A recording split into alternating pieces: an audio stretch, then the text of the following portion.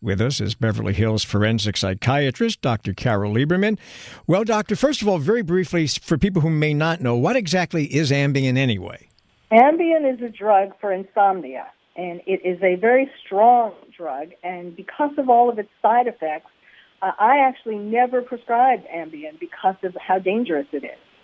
So what happens to people if they take it, and I guess the trouble starts when you take it and you don't fall asleep?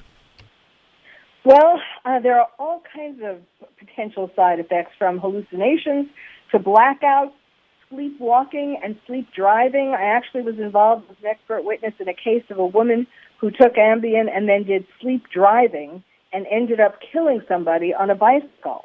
You can have a great increased aggression, confusion, anxiety.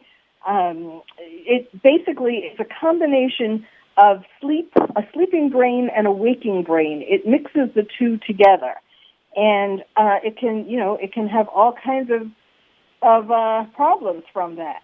Okay, so now let's cut to the chase. Could somebody taking Ambien, who is not so otherwise inclined, start saying or tweeting, in this case, things that are racist and offensive?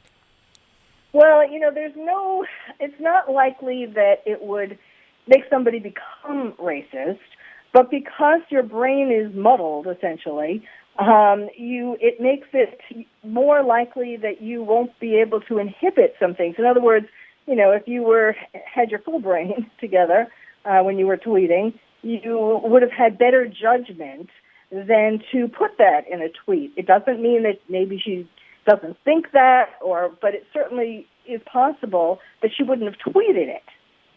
And it's not hard to find these days on the internet people who have had adverse effects. We get the stories of people on planes who popped an Ambien and then they get unruly. People have had to be restrained. People have said terrible things. Yes. The list goes on and on. It's a long one.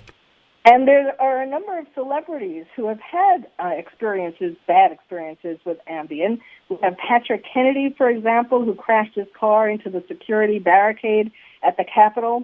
Elon Musk, who went on a Twitter spree.